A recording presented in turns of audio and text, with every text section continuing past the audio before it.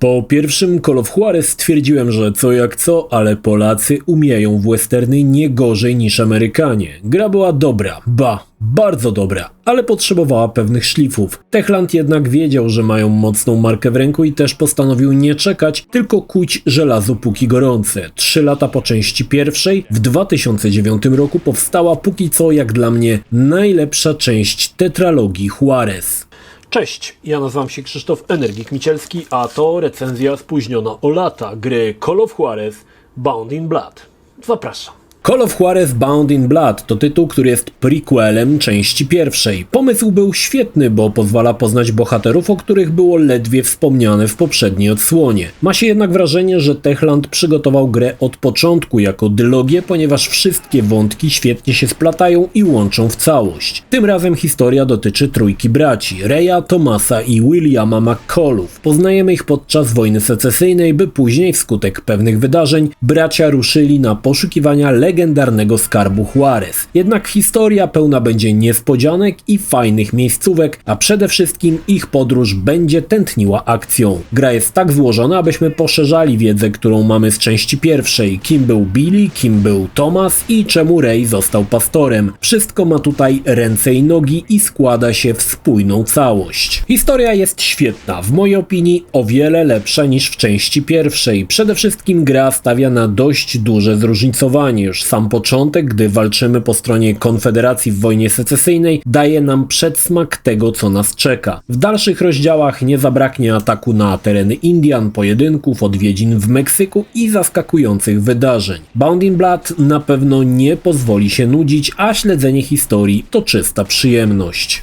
Tym razem gra nie narzuca nam bohatera, którym będziemy przechodzili dany poziom. W zasadzie w większości etapów możemy wybrać, czy wolimy grać Rayem, czy Thomasem. Każdy z nich ma inne możliwości, choć widać, że Thomas to trochę taki upgrade'owany Billy, ale nie jest to tutaj absolutnie wadą. W zależności którego z braci wybierzemy, czekają nas te same poziomy, choć czasami na króciutkie chwile wątki się rozdwajają, choć nie oczekujmy tutaj dużych zmian. Przez całą niemal grę obaj bracia pozostają w zasięgu wzroku, więc nie ma mowy tutaj o różnych ścieżkach rozgrywki. A więc Ray to twardziel, zawadiaka, który może dzierżyć 2 rewolwery jednocześnie. To typ, który się nie patyczkuje. Dodatkowo do dyspozycji ma też dynamit, którym chętnie rzuci większe skupisko bandziorów. Powróciło też zwalnianie czasu, choć tym razem bardziej na modłę Dead Eye z Red Dead Revolver. Po uruchomieniu funkcji oznaczamy cele, które potem Ray z automatu wypunktuje. Ray też niezbyt lubi się wspinać, więc na wyższe wysokości po prostu nie wlezie i musi liczyć na pomoc brata. Z kolei Thomas to typ bardziej zwinny, może dzierżyć co prawda tylko 1 rewolwer, ale ma za to wielofunkcyjny bat Indiana Jonesa, który jak mniemam potem odziedziczy Billy. Można go zaczepić o wystające elementy, aby przeskoczyć nad przepaścią, czy wspiąć się na nim na wyższe półki. Thomas posiada także zwalnianie czasu, tylko u niego działa to trochę inaczej. Automatycznie celuje na pobliskich przeciwnikach, a my gałą symulujemy odciąganie kurka rewolweru, przez co zabija nas strzała i od razu celuje w kolejnego typa. Trwa to do momentu, aż wszyscy w zasięgu wzroku lub strzału zostaną przez niego powaleni. Dodatkowo Thomas posiada jeszcze ostrza, którymi może eliminować przeciwników po cichu, ale szczerze mówiąc podczas całej rozgrywki przydaje się to w zasadzie tylko raz. Twórcy zrezygnowali z upierdliwego niszczenia się broni. Teraz możemy chodzić ze złomem, ale ten możemy wymienić na lepszą broń symbolizowaną przez gwiazdki.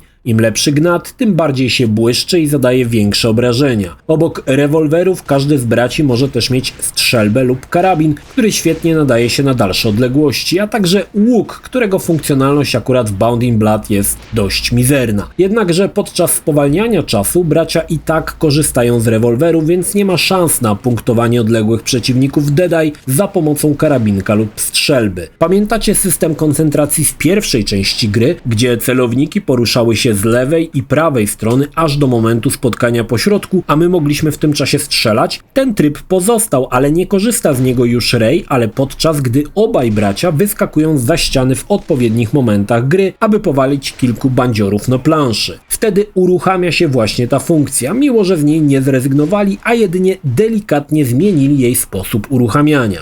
Pojawił się sklep, gdzie za gotówkę możemy kupić nowy oręż lepszej jakości czy amunicję. Gra mocniej stawia na eksplorację, choć głównie szukamy znajdziek w postaci plakatów z twórcami gry oraz wory z pieniądzorami. Jednak sklep trochę sprzyja temu, aby zaglądać w każdą dziurę czy chałupę i radośnie ją plądrować, a ma to sens, bo niektóre karabinki potrafią kosztować krocie, więc warto się rozglądać za łatwym szmalem. Choć również dobrą broń możemy znaleźć na ciałach przeciwników, ale nie jest to aż tak częste. Strzelanie w mojej opinii wypadło o wiele lepiej niż w poprzedniej odsłonie. Headshoty są niezwykle soczyste, a im lepsza broń, tym większa siła uderzenia. Z dobrego rewolweru przeciwnik próbujący powstrzymać wystrzeloną kulę czołem może zrobić pięknego fikoła. Tak, Call of Juarez nie miał problemu z przyjemnością rozwalania kolejnych typów spod ciemnej gwiazdy, a w Bound in Blood jest jeszcze lepiej. Podobnie jak poprzednio, każdy ze strzałów napełnia nam wskaźnik, który pozwoli zwolnić czas. Co ciekawe, po zapełnieniu go w całości mamy jedynie 60 sekund, aby go użyć. Jak tego nie zrobimy, wskaźnik się zeruje i zaczynamy od początku. Niemniej, walenie do typów to sama przyjemność, a dobry headshot pozostawia fajne uczucie dobrze wykonanego zadania. Fajnym pomysłem, choć nie nowym, w pierwszej części było to również, choć zorganizowane w trochę inny sposób, mianowicie chodzi mi o otwarte mapy, gdzie mamy kilka zadań do wykonania, za które zarobimy hajs. Takowe większe mapy są dwie i na każdej mamy 4 zadania. Niezależnie o co chodzi, i tak sprowadza się do jednego. Podjechania do miejscówki i wystrzelanie wszystkich, potem pojedynek z hersztem bandy i zadanie wykonane. Co ciekawe, twórcy umieścili też na mapie zadania opcjonalne, a to jakieś bandziory napadają na dyliżans i możemy pomóc, czy po prostu kilku gringos szuka łatwej ofiary. Są to kilkusekundowe strzelaniny wrzucone po to, abyśmy się nie nudzili mknąc na koniuchu, bo duże mapy pozwalają pogalopować trochę po lokacji i pozwiedzać, ale w mojej opinii te mapy zwalniają tempo akcji, a ich zadaniem jest po prostu wydłużyć rozgrywkę, która nie należy do najdłuższych. Ukończenie gry ze wszystkimi zadaniami pobocznymi zajęło mi 7 godzin, więc szału nie ma, ale była to bolączka gier konsolowych tamtych czasów. Były to po prostu gry w sam raz na jedno popołudnie. Nowością są pojedynki, takie prawdziwe, znane z filmów. Stajemy 1 na 1, następnie rozpoczyna się taniec godowy indorów. Przeciwnik drepcze raz w lewo, raz w prawo, a my musimy dotrzymać mu kroku, aby utrzymać go w polu widzenia. Dodatkowo gałą sterujemy prawą ręką w taki sposób, aby ta znalazła się jak najbliżej broni, ale jej nie dotknęła, bo wtedy nasz ziom cofnie rękę i pogrozi palcem. Pomysł jest fajny i w pojedynki na najwyższym poziomie trudności potrafią napsuć sporo krwi. Gdy rozlegnie się dźwięk, sięgamy po broń. Jeśli byliśmy szybsi,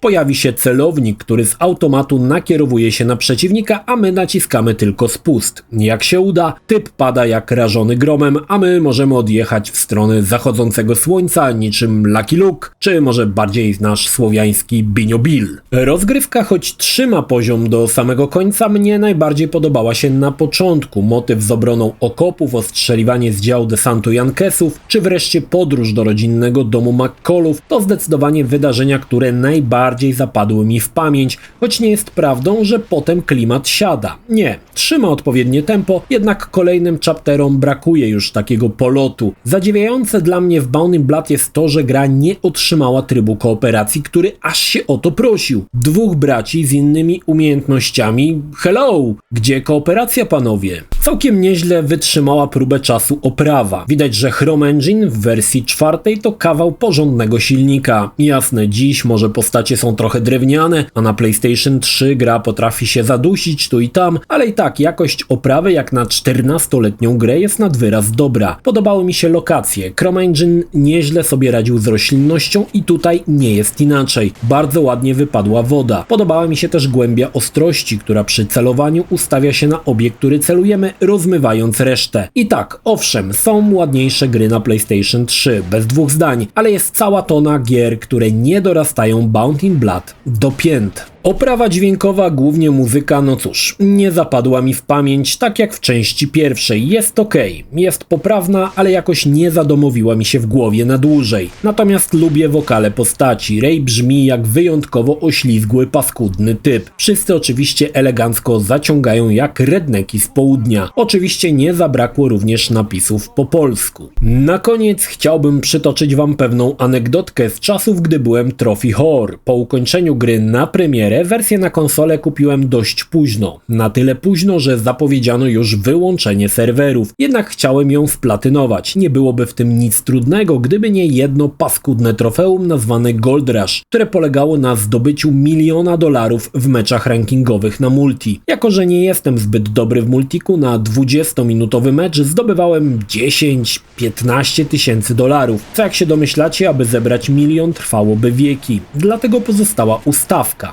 Gra na każdej mapie miała określone miejsca spawn pointów. Jeśli ktoś akurat na nim był lub w jego pobliżu, spawnowało cię w innym miejscu lub w takim, który był najdalej od innych graczy. Cały myk polegał na tym, aby zebrać kilku chłopa i żeby każdy z nich stał na jednym spawn poincie i jeden pozostawał pusty. Następnie jeden z graczy zabijał tego, który nie stał na spawn poincie i to powodowało, że odradzał się w tym jedynym wolnym. Teraz gracz stawał sobie w pobliżu i punktował gracza ciągle się odradzającego przez 20 minut w tym samym miejscu. Oczywiście tamten stał w bezruchu, a spawnował się dosłownie co do milimetra w tym samym miejscu, więc nie trzeba było nawet celować. Tak zaliczało się potężną ilość fragów i hajsu. Na jeden mecz około 900 000. Dość powiedzieć, że 1 000 000 wpadał już po jednej rundzie i kilku minutach następnej. Tak właśnie stałem się dumnym posiadaczem trofeum Gold Rush. Choć zebranie ustawki, której byłem hersztem przy okazji z ludźmi